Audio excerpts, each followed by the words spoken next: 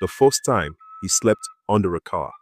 He was 8 years old, and his back still had fresh lines from the belt. At home, shouting started early and ended late. His mother called him useless. His father called him a burden. When they were angry with each other, they often turned to him. If a cup broke, it was his fault. If food burned, it was his fault. If money went missing, it was his fault. The belt hung on a nail by the door. He knew the sound it made when it came off the nail.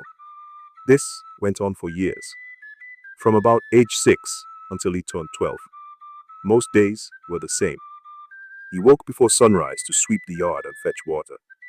If he moved too slowly, the belt came.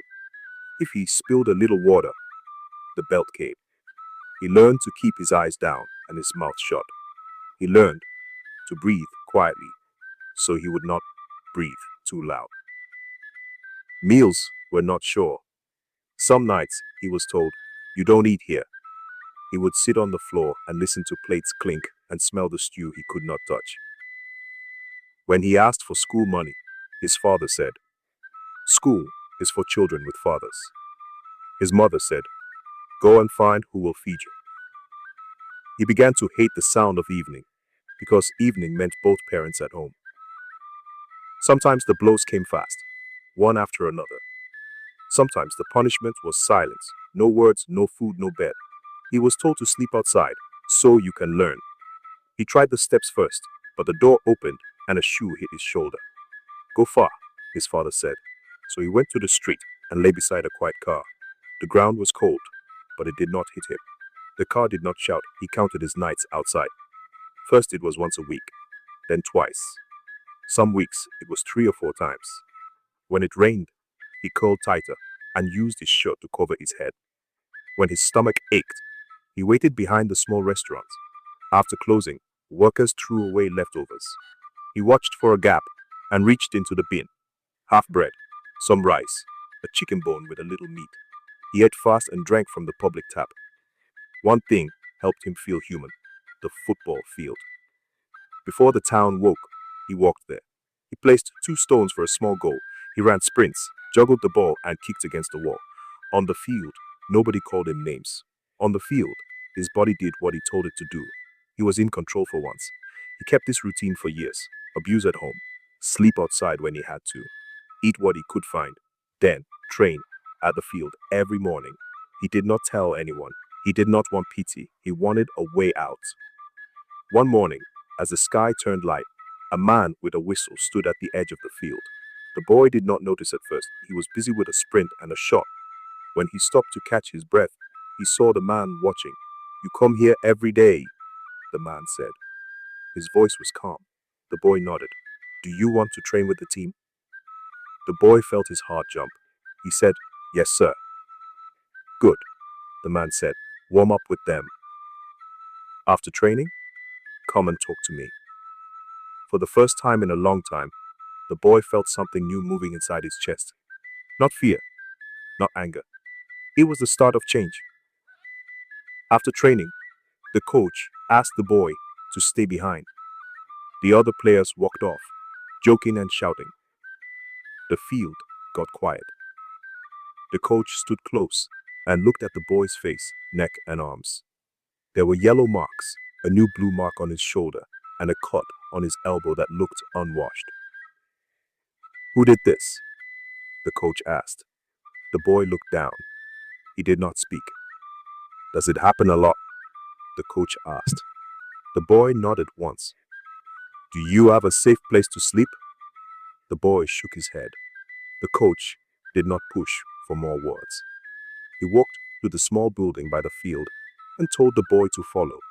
Inside was a simple room they used for storing cones and nets. It smelled like dust and grass. There was a small window, a light bulb, and a thin mattress rolled against the wall. The coach pointed at the mattress. "It is not much," he said, "but it is clean, and no one will hurt you here. You can sleep here for now." The boy stared at the mattress like it was a gift. "Are you sure?" he asked. "I am sure," the coach said. "There are rules. You keep this room clean. You come to training on time. You tell me if anyone comes here to bother you. Can you do that? Yes, sir, the boy said. The coach brought a small plastic basin, soap, and a towel. He filled the bucket with water from the tap outside. Wash the court, he said. Then wash your body. I will find you a clean shirt. The boy did as told. The water stung the court, but it also felt good. The dirt ran off his skin into the basin. He dried himself and put on the clean shirt the coach handed him. It was big, but it was soft and smelled like soap. The coach gave him bread, a boiled egg, and a cup of tea. The boy ate slowly at first, then faster when he felt it was allowed. The coach sat on a chair and watched, not with hard eyes, but with calm ones. When you are ready, the coach said, you can rest. I will lock the main door from outside, and I will open it at dawn. If you need the toilet in the night, knock on my window. It is just there. He pointed to the next room. The boy looked at the mattress again. He unrolled it, spread a clean sheet the coach gave him, and lay down. The foam was thin, but it felt like a cloud to him. The room was quiet. No shouting, no bells, no one telling him to go outside. He pulled the sheet up to his chin and closed his eyes. At first his body stayed tense, like it was waiting for a hit. Then, slowly, the tightness left his shoulders. His breathing settled. The smell of cut grass drifted in through the small window. For the first time in a long time, he slept from evening to morning without fear. When he woke up, he was still in the same place, still safe. The coach opened the door at dawn and smiled. Good morning, the coach said. Ready to work? The boy stood up and nodded. Yes, sir, he said, and he meant it. The coach blew the whistle. The team lined up in 2 rows. The boy stood at the end, so he would not get in the way. The drill was short passes, then a quick turn, then a sprint to a cone. He watched the first few players and copied their steps. His passes were clean. His turn was sharp. He ran hard to the cone and back in line. Next was a control drill. A ball came in the air. Each player had to bring it down and pass to a moving teammate. When it was his turn, the ball bounced high, but he kept calm. He cushioned it with his foot and passed to the runner. The coach nodded. Good touch, he said. They did shooting after that. 2 stones were the small goal again. The coach set a rule. 1 step and strike. The boy waited, then took his turn. His shot hit the inside of the right stone and went through. He did not shout. He just went back in line and waited for the next ball. After 1 hour, the coach clapped. Stretch, he said. They all stretched on the grass. The coach called the boy over and handed him a small bottle of ointment. Rub this on the shoulder and elbow, he said. Injuries heal faster when you treat them. The boy followed every instruction. He did not talk much. He listened and worked. When other boys joked, he smiled a little, but stayed focused. He did not want to lose this chance. At the end of training, the coach gave him a pair of used socks and said, wash and wear these tomorrow. The boy returned to the small room after practice. He washed the socks and his shirt in the basin, then hung them on a string near the window. He swept the floor and folded the sheet. He wanted the coach to see he could keep things clean. In the evening, the coach brought a plate of rice and bean. Eat, he said. You need strength. The boy ate and said, thank you, sir. He felt tired, but it was a good kind of tired. He lay down early and slept well again. This became the routine. Morning training, cleaning the room, washing clothes, evening rest. Day by day, his touches got better. His runs got smarter. He started to feel like he belonged on the field. The coach watched quietly and made small corrections. Head up. Side of the foot. Don't dive in. The boy kept learning. He felt ready for more. School had become hard long before the coach met him. He often missed classes because of chores or fear. When he did attend, he felt hungry and tired. Now that he lived by the field, he tried to go back, but there was no money for books or uniform. The head teacher said, you can come if you have fees. The boy looked down. He had none. That night, he told the coach the truth. Sir, I cannot pay school fees. At home, they will not help me. The coach listened. He did not promise what he could not do. We will see what we can arrange later, he said. For now, you must stay safe and keep training. Football can open a door if you work hard and behave well. The boy felt sad about school, but he understood. He made a plan. Use mornings for training and afternoons for rest and simple reading. The coach found an old reading book and a small notebook. Practice writing. Read a page a day, the coach said. The boy agreed. The team prepared for a big local match. A scout was coming. The coach kept training simple and clear. Passing patterns, pressing as a group, and quick counters. The boy practiced his role. Win the ball, pass quickly, make a forward run.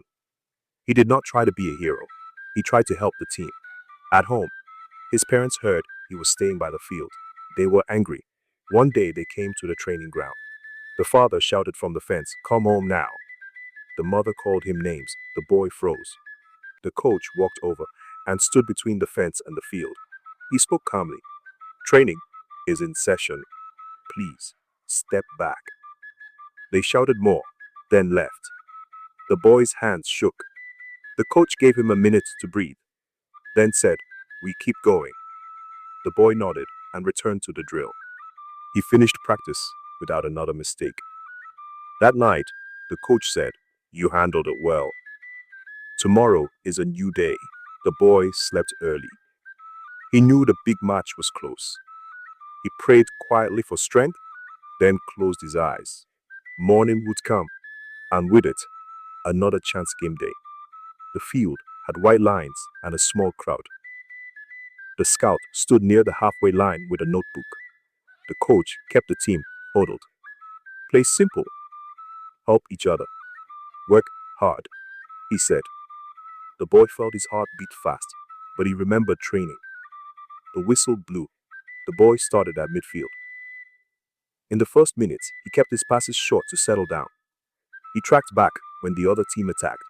He won a tackle and moved the ball quickly to the winger. The winger crossed, but the header went wide. Midway through the first half, the boy saw a gap. He pointed and ran. A teammate slipped a pass through. The boy took one touch to the side and shot low. The ball hit the inside of the post and went in. The crowd cheered. He did not dance. He jogged back and focused on the next play. His parents arrived at the fence and started shouting again. The boy heard his name and felt the old fear rise. He breathed in and out. The coach's voice cut through. Eyes on the ball. He locked in and kept working. Late in the second half, the other team pressed high. The boy stole the ball and sent a clean pass to the striker. The striker scored. The game ended 2-0. The scout wrote more notes and spoke to the coach after the final whistle. The coach called the boy over. "The scout wants your papers," he said. The boy looked confused. "We will handle it at the academy office," the coach added. At the fence, his parents tried to pull him away. "You come now," the father said. The coach stood with the boy. "He will come to the office," the coach said. "Please give us space." The parents shouted more and left. The boy felt drained, but he also felt proud. He had done his job on the pitch. He walked with the coach toward the office, wondering what papers meant and what would happen next.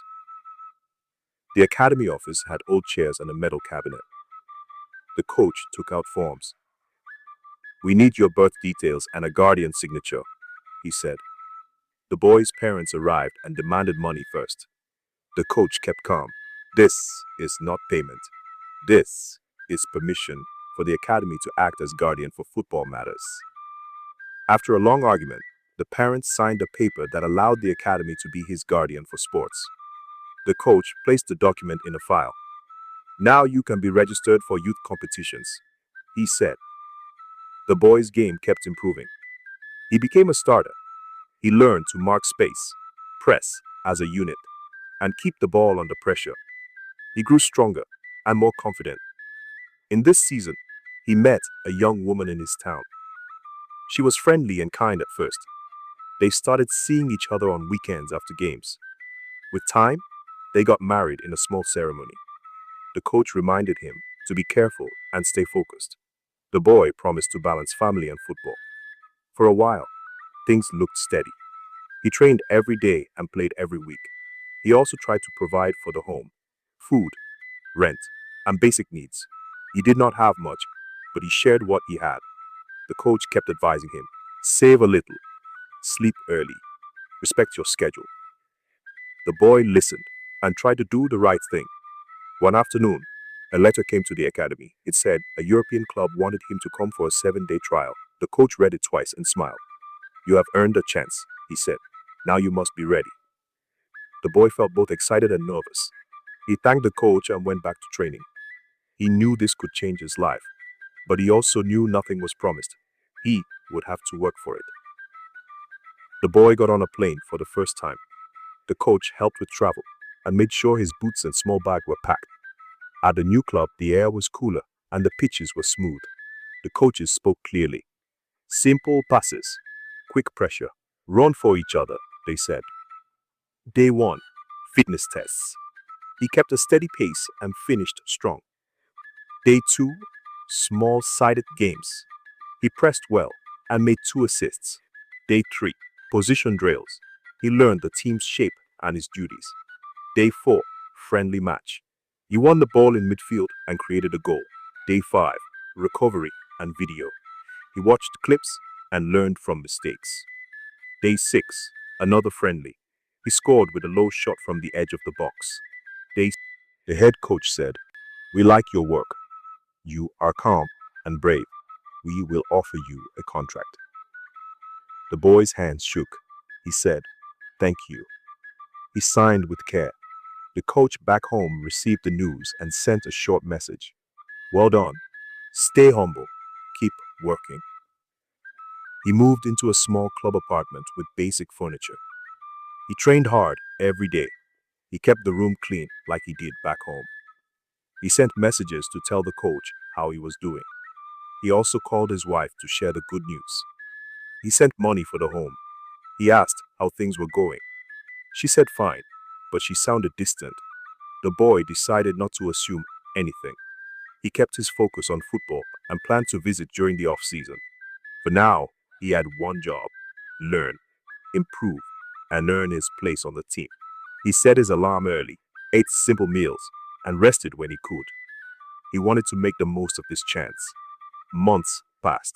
The season ended. He booked a flight home for the off-season. Before he left, he started hearing stories from friends and neighbors. They said his wife went out late. They said a certain man visited the house. The boy felt sick. He did not want to believe rumors. He had provided rent, food, and support. He wanted to trust. When he reached home, the air felt heavy. He tried to talk calmly. He asked simple questions. Answers were short and cold. His mind raced. He did not want to fight. He wanted the truth. He went to a clinic for a DNA test. It was a hard choice, but he needed clarity. The nurse explained the steps. He gave his sample. The child's sample was also taken. Then he waited. The result came back. The child was not his. He sat in the clinic chair and stared at the paper for a long time. He felt pain in his chest and a sharp ache behind his eyes. He asked the nurse to explain again. The answer did not change. He went home and spoke quietly. "This is the result," he said, holding the paper. There were more cold answers and then loud words. He did not shout back. He did not break things. He took a small bag of clothes and left. He went to see the coach. He told him everything. The coach listened and put a hand on his shoulder. "I am sorry," the coach said. "You did the right thing to check, and you did the right thing to stay calm." The boy ended the marriage. It was painful, but he could not live with a lie. He returned to the small room near the field for a few nights before flying back to Europe. He wanted to remind himself of where he is coming from and why he needed to fight for his future. He lay on the thin mattress and stared at the ceiling.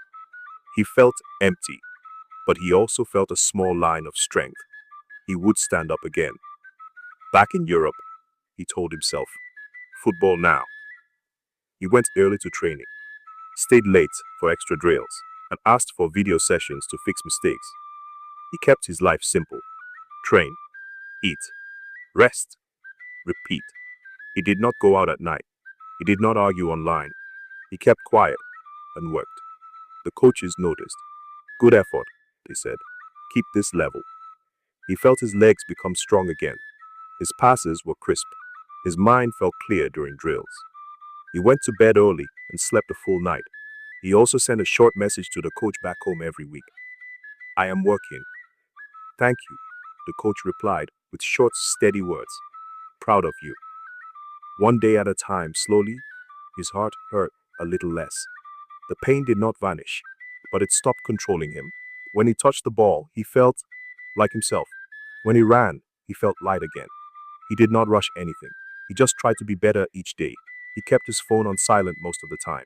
He avoided gossip. He kept his head down and eyes forward.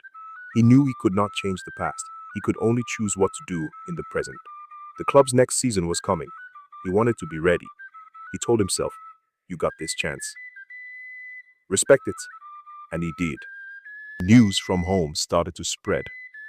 His parents were telling people he had forgotten them now that he was famous. They said he did not care. They used harsh words in public places. Some people posted these words online. The boy saw a few posts by accident. His chest went tight. At first, he tried to ignore it, but the noise grew. Reporters asked questions. Strangers sent messages. Sleep became short. His childhood trauma rushed back. In training, his touch was off. He lost the ball more. In a friendly match, he made 2 mistakes that led to goals. After the game, the head coach called him in. You are a good player, the coach said, but your focus is slipping. If there is a problem, you must sort it out. We need you at your best. This is an ultimatum. Pull yourself together and deal with whatever is distracting you, or you may lose your place. The words hit hard. He nodded. Yes, coach.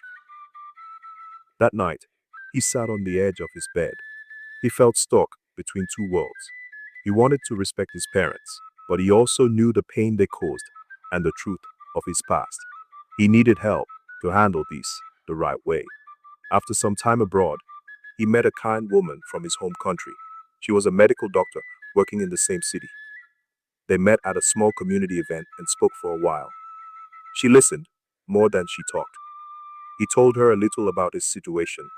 She said, you need a calm plan. Go home, meet your coach, meet the elders, set clear rules. Do it before your club loses trust. Her words were simple and steady. He felt something ease inside him. He thanked her. He decided to act. He booked a flight and went home. First stop, the coach's office. The coach, now also his mentor and manager, greeted him with a firm handshake. You look tired, the coach said. But you came.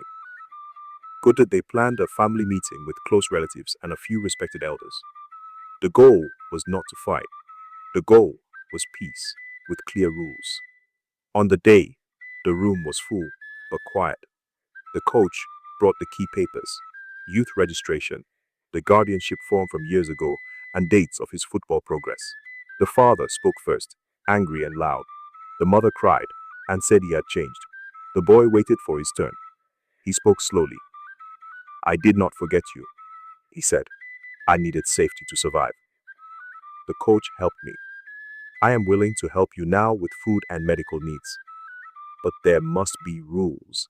He looked at the coach. The coach nodded and spoke to the room. Support will pass through me each month. There will be no more public insults or lies. If that happens again, support stops. We want peace, not noise. Some relatives agreed. Some were unsure. The elders asked a few questions, then said, let the young man work. Let the coach manage the support. Keep the peace in this family. The father looked away. The mother wiped her eyes. No one shouted. When the meeting ended, the boy and the coach stepped outside. The air felt lighter. The coach said, now go back and play. Keep your word. I will keep mine. The boy thanked him and packed his bag. He had a flight to catch. He returned to Europe. His head felt clear. In training, his touches were sharp again. In the next match, he made 2 key passes and scored 1 goal. The head coach nodded on the sideline. Better, the coach said after. Stay there. Weeks turned into months. His form held steady. He kept the same simple life. Train, eat, rest. He sent support for his parents through the coach each month. There were no more public attacks. The noise faded. He met the medical doctor again. They talked often. She was calm and honest. He liked that. They took it slow. After some months of steady dating, they decided to marry. They traveled back home for marriage negotiations. At the family gathering, the coach sat in the father's chair as a father figure. The room was respectful and quiet. The talks went well. The coach gave his blessing. The elders smiled. The boy, now a man, felt something settle inside him. This time, it felt right. They returned to Europe together. They set up a small home near the club. He kept training hard and playing well. She worked at a clinic and supported him with steady words and simple care. He kept helping his parents under the rules. There were no more fights, no more shouting. Life was not perfect, but it was peaceful. He had a team, a mentor, a wife, and a plan. Most of all, he had what he needed to keep going. A safe place, clear rules, and the game he loved. They end. Thank you for watching. Remember to like and share the video. Subscribe for more inspiring stories. See you in the next one.